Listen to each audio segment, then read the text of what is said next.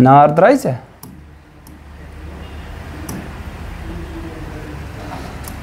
Electric flux, ये problem की थी, ठीक है। सो इलेक्ट्रिक फ्लक्स पे एक और प्रॉब्लम करते हैं फिर आगे बढ़ते हैं, ठीक है ना। या उससे पहले हम डिस्कस करते हैं ये गॉस लॉ का प्रूफ, ठीक है ना। तो proof of Gauss law, Gauss law का प्रूफ हमारा, ठीक है।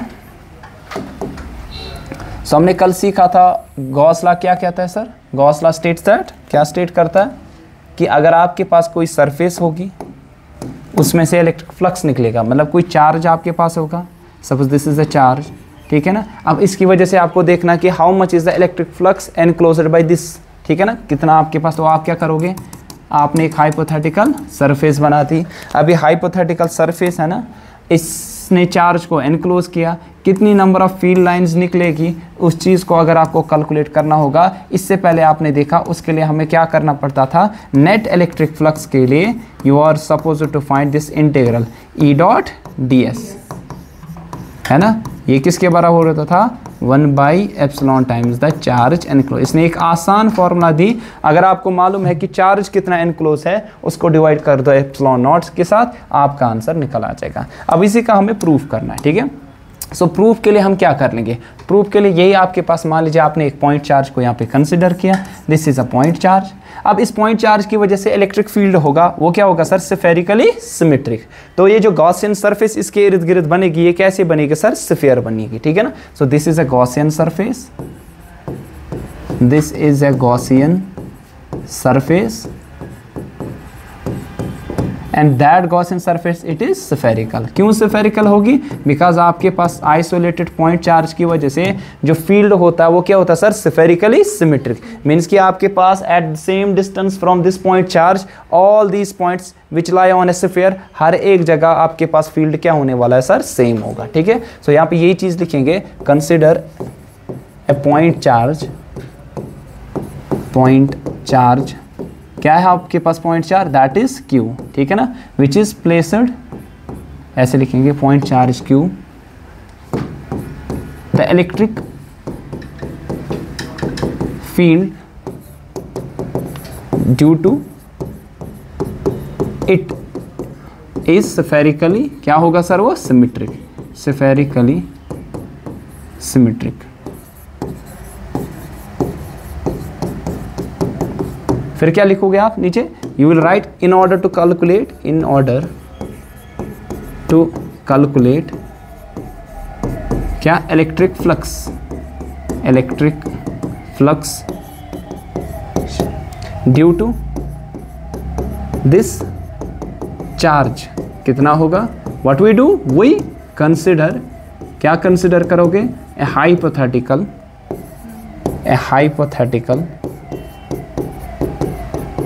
गॉसियन सरफेस, ठीक है ना, GAUSS, गॉसियन सरफेस। और यहाँ पे वो क्या होगा सर, स्फीयर, है ना, which is a sphere, which is a sphere, let suppose which is a sphere of radius r, of radius r, उसका रेडियस मान लीजिए r। तो यही वो स्फीयर है जो आपने यहाँ पे कंसिडर किया।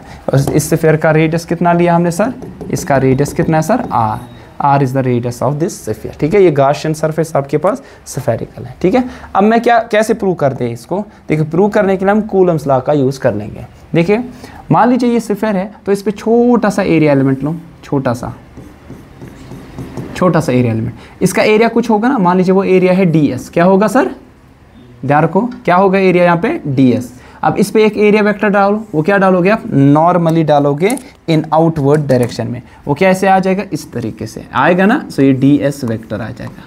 अब इलेक्ट्रिक फील्ड क्या होगा, radially outwards along the radius, हर एक डायरेक्शन में इलेक्ट्रिक फील्ड लाइंस होगी, ठीक है। अब यहाँ पे भी क्या होगा, दैट विल बी रेडियली क्या होगा सर, आउटवर्ड्स। तो इलेक्ट्रिक फील्ड इस डायरेक्शन में होगा, इलेक्ट्रिक फील्ड।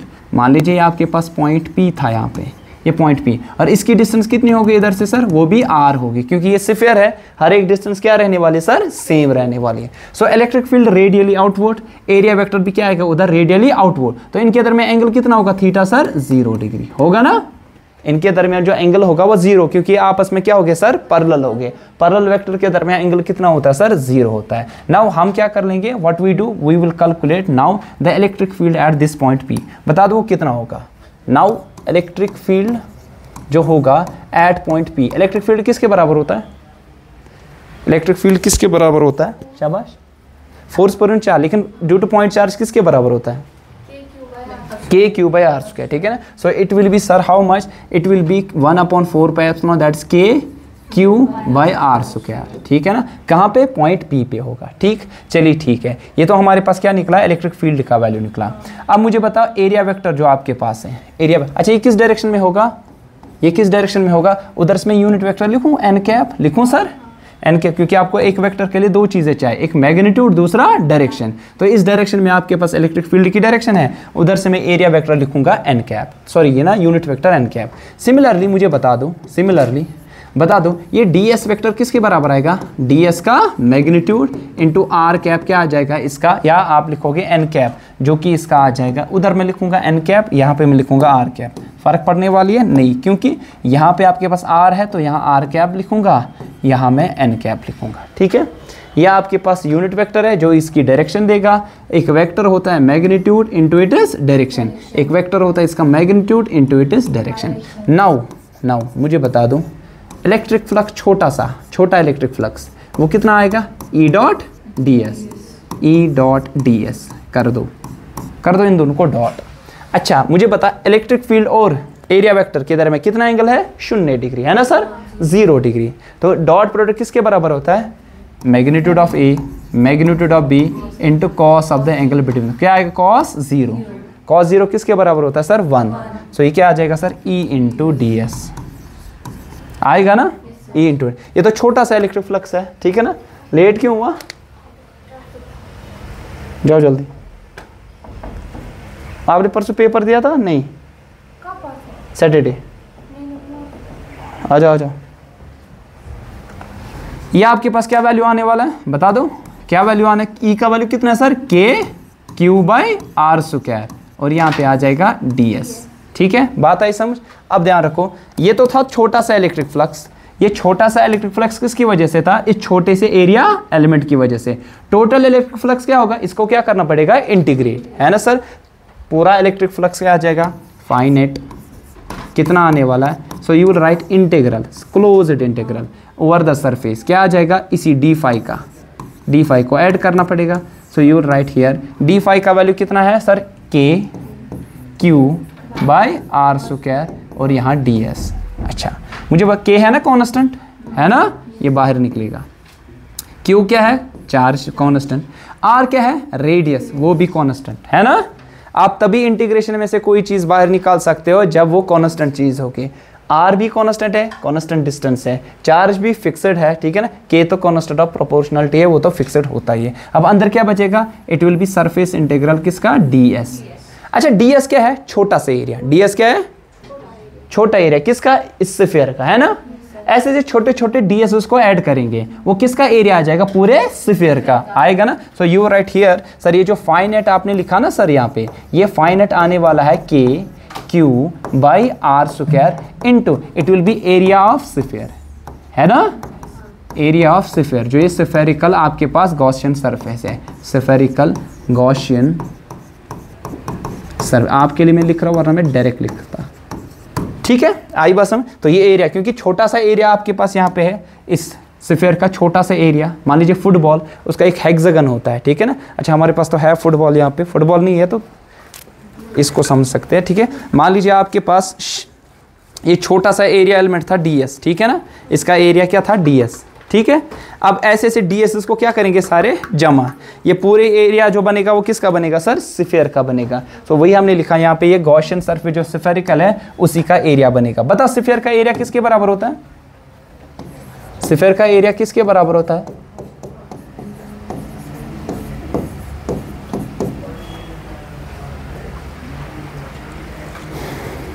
किसके बराबर होता है, वही बस fail 8th 9th 10th fail, हाँ किसके बराबर, स्फीयर का एरिया, आप आंसर बस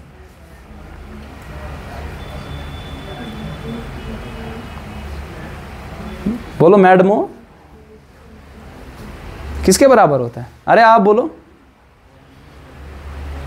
ओ मैडम जी, स्फीयर का एरिया नहीं मालूम? तू क्यों खेल में थे 12th? ये कुछ बात सुन, पेपर चेक कर रहा हूँ। जू बद रहा है मतलब जूझ ना कैसे वहाँ। 10th पास हो गया, उसमें भी है ना अच्छे मार्क से। मेंसुरेशन पढ़ी है, सरफेस एरिया एंड वॉल्यूम्स पढ़ा है? बेहागो नहीं बच के वन ये होते हुश है ना।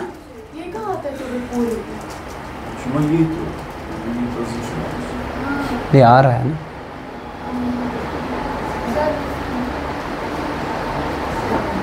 ये मारिया इसमें एम्बुलेंस में वापस। हाँ आज तो मर गए, बर्बाद हो गए। हाँ अच्छा, स्फीयर का एरिया किसके बराबर बोलो आप? मैंने आया ना जू से। स्फीयर का 2 पाई आर सिलेंडर का भी नहीं है। 2 पाई आर होता है सरकमफ्रेंस। क्या होगा वो भी सर्कल का। चैप्टर्स में नाज बन जल्दी। हाँ हम कुछ ये होता है 4 पाई आर स्क्वायर। और यहाँ लिखा भी है, अंधे लोग हो ना आप, तो वही बोला ना अंधे लोग हो आप। अब देखो फाइनाइट का वैल्यू ये थर्स ध्यान है। नेट इलेक्ट्रिक के का वैल्यू क्या होता है? 1/4 पाई एप्सिलॉन नॉट है ना वैक्यूम में, और ये है Q/r स्क्वायर। और अपना यहाँ पे क्या है? 4 पाई r स्क्वायर है ना। अगर आपको लग रहा है ना 4 पाई r स्क्वायर कैंसल, सो किसके बराबर आया? फाइनाइट Q/एप्सिलॉन। वही तो है ना गॉस लॉ, विच प्रूव्स गॉस लॉ। सो विच क्या नहीं, गॉस लॉ यही कहता है ना आपको वैल्यू क्यों यहाँ पे फाइंड करना है, वो तो न्यूमेरिकल में होगा। गॉस लॉ में ये कहता है कि नेट इलेक्ट्रिक फ्लक्स जो किसी भी सरफेस से निकलता है वो होता है 1/एप्सिलॉन टाइम्स द चार्ज एनक्लोज्ड। ठीक है ना, यही प्रूव करना था, वही चीज़ हमें यहाँ पे भी निकली। नेट इलेक्ट्रिक फ्लक्स होता है बराबर 1/एप्सिलॉन times the total charge enclose. अब बताओ इस स्फीयर ने कितना चार्ज एनक्लोज किया था? Q, तो Q enclosed divided by epsilon not हमारा आंसर आ गया। ठीक है ना। सो यूजिंग कूलम्स लॉ, मतलब इलेक्ट्रिक फील्ड भी हम कूलम्स लॉ से निकालते हैं ना, फोर्स से इलेक्ट्रिक फील्ड, उससे हमने इसको प्रूव किया। ठीक है, आई बात समझ? कोई कंफ्यूजन? ठीक। तो आपसे पूछा गया, देखो ध्यान रखो, एक छोटा सा सवाल जो कल भी बोला था आप मुझे, लेकिन फटाफट बोलोगे इसका आंसर क्या आएगा। एक क्यूब है, इसके अंदर मैंने एक क्यूब है, मान लीजिए इसे इलेक्ट्रिक फ्लक्स एक फेज से, flux due two phase, each phase, ये गिवन है 50 वेबर्स। कितना बताओ, इसने चार्ज कितना एनक्लोज किया? क्यू नेट एनक्लोज्ड कितना है बताओ फटाफट बोलो। Q net enclosed, Q net enclosed कितना है बोलो जल्दी। क्यू नेट कितना एनक्लोज्ड है बोलो जल्दी फटाफट, आ जाओ। वालेकुम, उधर से जाओ। वालेकुम। क्यू नेट कितना इनक्लोज्ड है?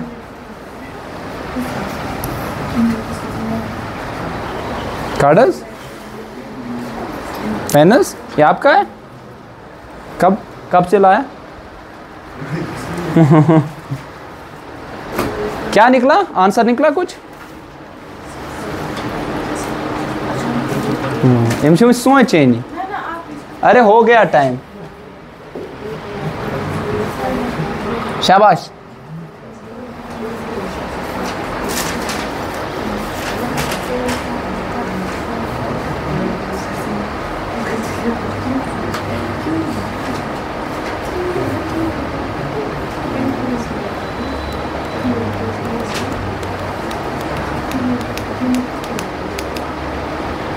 निकला? क्यों?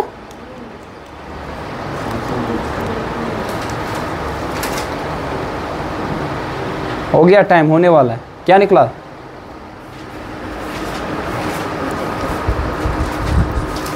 तो उसने कहाँ लिखते ये गसान कल कत गस ना पत यम दो एग्जाम आस तम दो नन ना क्या निकला मैडम यह सोचुन आपने वो मिठाई खाई है जेब तल थवान गब गसान है ना ये सवाल भी वैसा ही है देख के ही आपको आना चाहिए देख के ही बोलो आपको क्या निकला हसीबा उधर 1 ही मिनट होता है सवाल करने में छोड़ो अब देखो पता चल गया क्या करो देखो आपको पता है कि फाई नेट अगर इसमें चार्ज एनक्लोज मान लीजिए Q है ठीक है ना net electric flux due to each face कल बता दिया था वो कितना होता है Q/6 एप्सिलॉन है ना सर और ये गिवन भी है ईच फेस से कितना इलेक्ट्रिक फ्लक्स है 50 ईच फेस ये है Q/6 एप्सिलॉन तो Q इनक्लोज्ड कितना होगा 50 × 6 कितना होता है 300 एप्सिलॉन नॉट यह आएगा 300 मतलब 3 × 10⁻²। एप्सिलॉन नॉट का वैल्यू कितना है 8.854 × 10⁻⁻12 है ना सर। अच्छा इसको कर दो 3 4 are 12 5 3 are 15 8 3 are 24 है ना सर 25 5 2 कैरी 8 3 are 24 25 26 तो 26.562 और बचेगा क्या 10⁻²2 नेगेटिव 12 इज नेगेटिव 10 और आंसर किस में आएगा आई गुपन कूलम ये चार्ज है ठीक है आया समझ आपने क्या किया था ये पा गई प्रॉब्लम से क्या कर रखता था से का शकित के किए ज़रा ये कर दो ये वाली प्रॉब्लम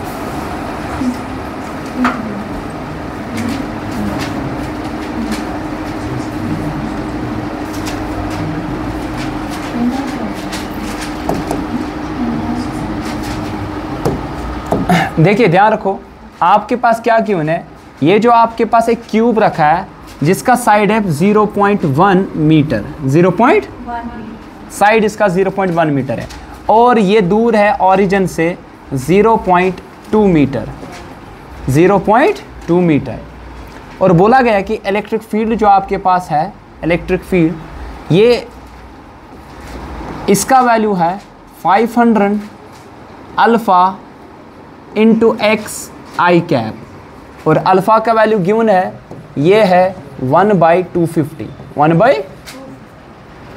आपसे पूछा गया है बता दीजिए ये नेट इलेक्ट्रिक फ्लक्स कितना एनक्लोज होगा इससे और ये प्रॉब्लम इससे पहले जेई में पूछी गई है और आप एक्सपेक्ट कर सकते हो नीट में भी मतलब डिफ़िकल्ट वाली प्रॉब्लम ये आ सकती है जेई में तो ये मॉडरेट आ जाएगी बता दो क्या आ जाएगा इजी है उतना मुश्किल नहीं है अरे बोर्ड में भी आ सकते हैं इसके मिले तो तसला कर दो जल्दी क्या आ जाएगा किसी को मालूम नहीं मालूम सुरैया उठेगी करोगे नहीं आप बताओ कर सकते हो अरे आप भी कर सकते हो क्यों नहीं आपको सिर्फ इतना ही पढ़ना है उठो करो आ जाओ हाँ बोलो साकिब साहब ए केस गए साहब ताहिद बोलो कैसे करे कल का है बोलो कैसे करे नहीं मालूम बाउंसर अब ध्यान रखो सर सवाल कुछ ऐसा है कि इलेक्ट्रिक फील्ड इस डायरेक्शन में है ना सर तो इलेक्ट्रिक फील्ड लाइंस कुछ इस डायरेक्शन में होगी कि नहीं यहाँ से डाइवर्जिंग और इस फेस में क्या होगी कन्वर्जिंग है ना क्या इलेक्ट्रिक फील्ड लाइंस इधर से निकलेगी ऊपर से नीचे से उस फेस से या इस फेस से नहीं होगा सर, है ना, समझो मेरी बात को। ये आपके पास मान लीजिए क्यूब है, लेट्स सपोज, ध्यान रखो इधर, ये आपके पास मान लीजिए क्यूब है, इलेक्ट्रिक फील्ड इस डायरेक्शन में, तो फील्ड लाइंस इस फेस को कट करेगी और इस फेस को कट करेगी, है ना सर, ऐसा ही होगा। क्या इस फेस से जाएगी? नो। इस फेस से? नीचे वाले? क्या इस वाले से? नहीं। तो फ्लक्स जो होगा वो सिर्फ इन्हीं दो फेस से कंट्रीब्यूट होगा। एक तो ये वाला फेस, मान लीजिए फर्स्ट लिखूंगा मैं इसको, इस वाले को मैं फर्स्ट लिखूंगा, इस वाले को मैं सेकंड। सो नेट फ्लक्स जो होगा ना सर, नेट फ्लक्स होगा due to face first plus due to face other face जो चार है ना उनकी वजह से शून्य होगा। शून्य का मतलब जीरो होगा। क्यों? क्योंकि उनसे इलेक्ट्रिक फील्ड लाइन का कोई वास्ता नहीं है, इलेक्ट्रिक फ्लक्स वहां से नहीं निकलेगा, तो फ्लक्स भी कंट्रीब्यूट नहीं होगा। ठीक है, बात है समझ। अब ध्यान, अब मुझे क्या निकालना है? φ1 और क्या निकालना है? φ2। अच्छा ध्यान रखो, φ1 किसके बराबर आएगा? आपको होता है फाई होता है ई डॉट डी एस। तो क्या लिखोगे ई dot D S? E D S cos of, बता क्या एंगल होगा? बोलो। पहली सरफेस, ध्यान रखो 90 नहीं होगा, ध्यान रखो, ये पहली सरफेस है, ये वाली या पर ध्यान, ये मैं सेंड करता हूँ ना, पता है कि ना तेरे तो ये आपके पास पहली सरफेस है।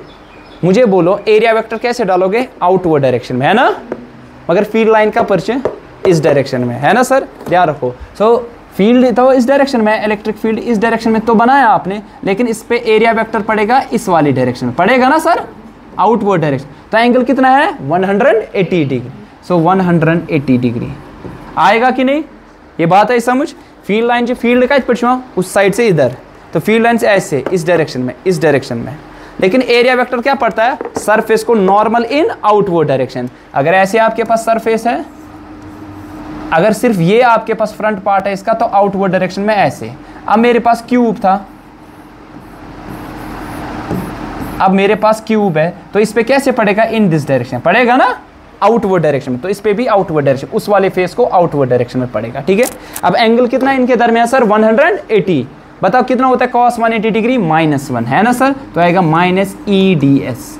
तो यहाँ पे आप लिख सकते हो cos ऑफ 180 डिग्रीज कितना होगा सर? -1 के बराबर। ठीक, अब मुझे निकालना है ई। क्या निकालना है?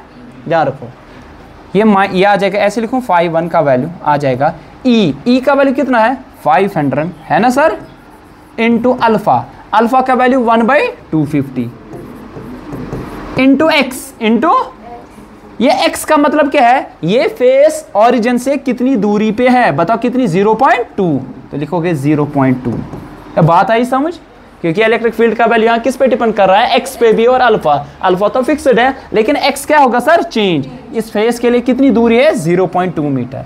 अच्छा, क्या लिखा है फिर? क्या? आई कैप, आई कैप मतलब उस डायरेक्शन में। अब मुझे बोलो डी एस मतलब एरिया। अच्छा मुझे बताइए, स्क्वायर होता ना ये फेस, है ना, ये फेस क्या है सर? स्क्वायर। साइड कितना है? 0.1, ये भी 0.1। बता एरिया कितना होगा इसका? 0.1 इंटू 0.1, ये आएगा 0.01, मतलब 10 रेज पर -2, 10 रेज पर, सिंपल। तो आप लिखोगे यहाँ 10 रेज पर -2, सिंपल। ठीक है, अब 250 1 R, 250 2 R, 2 2 R 4, -0.4 into 10 raise पर -2। ठीक है ना, आंसर क्या आ जाएगा आपके पास? वेबर में आएगा ना। तो ये निकला इस फेस की वजह से। अब मुझे बोलो उस फेस की वजह से कितना होगा? डायरेक्ट फटाफट, φ2 कितना आएगा? φ2 भी इतना आएगा, E D S cos of 0। पता है क्यों 0? क्योंकि वो ये फेस है ना सर, इलेक्ट्रिक फील्ड भी उसी डायरेक्शन में है, और एरिया वेक्टर भी क्या पड़ेगा सर? इसी डायरेक्शन में पड़ेगा ना। सो एरिया वेक्टर भी इसी डायरेक्शन में पड़ेगा। थीटा कितना होगा? 0 डिग्री, मतलब 0 degree. So you right E D S cos of 0 degree. Cos 0 कितना होता है? 1 होता है ना, 1। सो आएगा ई डी एस, 0 नहीं होता है। शाबाश। ई का वैल्यू क्या आएगा? ई का वैल्यू क्या आएगा सर? ई का वैल्यू आएगा 500 इंटू अल्फा, अल्फा है 1/250 इंटू एक्स। इस फेस के लिए बता सकते हो एक्स कितना है? इसका डबल नहीं है, यहाँ से यहाँ तक 0.2 और यहाँ से यहाँ तक 0.1। फेस है ना 0.1, साइड है ना आपके पास, साइड स्क्वायर का 0.1। मैंने यहाँ नहीं लिखा जानबूझ के, फिर यहाँ लिखा ताकि आप इसमें गड़बड़ कर पाओ जानबूझ के। वहाँ पे भी सवाल वाला आपको ये करता है कि आप गड़बड़ कर पाओ, गलत कर पाओ। ठीक है, तो ये 0.1, और ये 0.2, टोटल कितना हुआ 0.3, cos 0 इज 1। और ds भी वही होगा, एरिया तो सेम है ना, 10⁻²। 250 एक का 250 2 आर, 2 इंटू 0.3 0.6 इंटू 10⁻²2। शाबाश, निकला ये भी वेबर्स में। अब नेट क्या आएगा, इन दोनों का एडिशन है ना, तो इन दोनों को करेंगे एडिशन, तो फाई नेट आ जाएगा negative 0.4 into 10⁻², negative 0.4 into 10⁻² plus 0.6 into 10⁻²। ठीक है ना। अब यहाँ क्या आएगा, 10⁻² क्या निकलेगा, कॉमन है ना सर, निकलेगा ना कॉमन। 0.6 माइनस 0.4 क्या आएगा, 0.2। इसको ऐसे लिखे 2 इंटू 10⁻³ वेबर्स, क्योंकि पॉइंट एक स्टेप आगे चढ़ा, पावर में एक माइनस हो जाएगा। सो ये आपके पास नेट इलेक्ट्रिक फ्लक्स होगा। अच्छा, अगर मैं ऐसे कह दूं, ध्यान रखो, ध्यान रखना, यही पूरा सवाल। अगर मैं कह दूं इलेक्ट्रिक फील्ड का वैल्यू ये है 400 न्यूटन पर कूलम, बता फिर क्या होगा आंसर। विद इन 2 सेकेंड बता सकते हो अगर आपको समझ आ गया होगा। अगर इलेक्ट्रिक फील्ड का वैल्यू है 400 न्यूटन पर कूलम, 400 न्यूटन पर, मतलब ऐसा ही सिस्टम है, ये भी था न्यूटन पर कूलम है 400, तब बताओ नेट इलेक्ट्रिक फ्लक्स इसी पूरी सिस्टम की वजह से कितना होगा। बता सकता है कोई, बता सकता है? नहीं, फाई नेट होगा 0। क्या होगा, पता है क्यों? क्योंकि ये इलेक्ट्रिक फील्ड डिपेंड करता था एक्स पे, किस पे, यहां अलग होता, यहां एरिया तो सेम है, यहां फील्ड अलग, यहां फील्ड अलग। अब देखो यहां पे आपके पास ई का वैल्यू 400, ये चेंज नहीं होगा, यहां पे भी 400, यहां पे भी, जो यहां वैल्यू निकलेगा पॉजिटिव वही वैल्यू इधर निकलेगा मगर नेगेटिव। इक्वल एंड अपोजिट, आपका आंसर क्या आने वाला है, 0 आने वाला। ठीक है, आई बात समझ। ये अगर आपके पास ऐसा पूछा जाता, ये भी आपके पास एक ऑब्जेक्टिव हो सकता है। ठीक है, आई बात समझ।